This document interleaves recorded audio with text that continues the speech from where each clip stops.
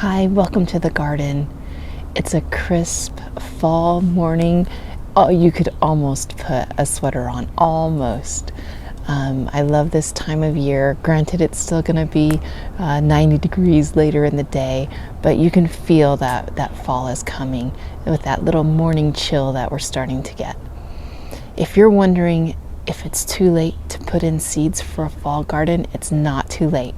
Go ahead and stick carrot seeds, onion seeds, turnips, and some beets. Go ahead and get those things in the ground, and rest assured that even if a frost comes at the beginning of November, that those plants are frost hardy and can handle a little bit of winter weather. So now's a good time to get them in the ground, get them established. And then there's a couple of things that you wouldn't put in the ground right now. So for example, tomatoes and peppers, we might still have them lingering in our gardens, but when that freeze comes, those plants are just gonna wilt and they'll be done for. So got a couple of finch visitors up on the line. Yeah, so I gotta say, there is nothing like coming out in the middle of winter and pulling up a carrot, an onion, and some turnips from the garden and making a winter soup. It is so wonderful to be able to do that. So now's the time when we plan for that by getting our seeds in the ground. And then there's a couple of things that I'm trying for the first time for a fall planting. I planted tatsoi in the spring and it didn't go very well. And I don't like to say, oh well, tatsoi doesn't grow well here, because that was my first time and probably different elements working against it. So I'm looking for best conditions for growing tatsoi here. So I'm going to grow it now in the fall and see how it does. This is a good time too to put in some of our leafy greens, lettuces, spinach, kale.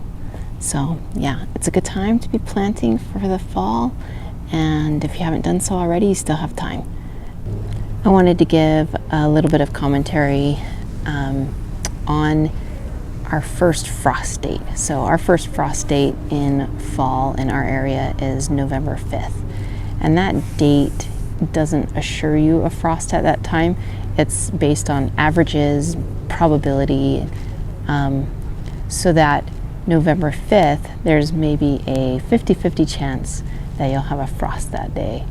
And then as you progress through November, then it just gets more and more probable that a frost is coming. So that at the end of November, 90% chance you're going to have a frost.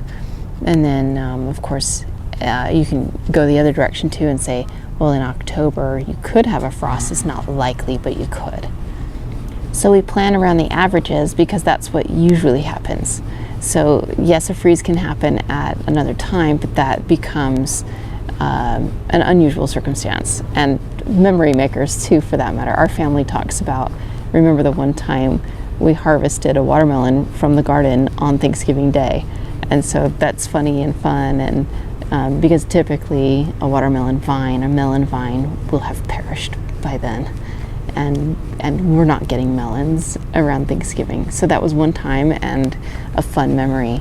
So typically we're planning for a frost to occur toward the beginning and middle of November. So we plant with that number in mind. And so that's when we're talking about what plants to put in. Plants that aren't frost resistant then need to be put in with enough time in advance ahead of the frost date so that you can harvest that thing by frost date.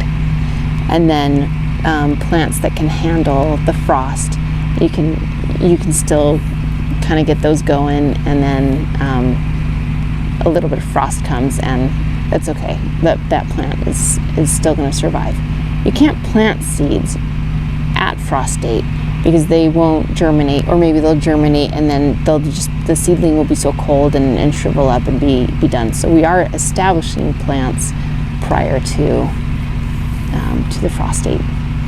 Hope that helps, and hope you're having fun as you're planning and planting your fall garden.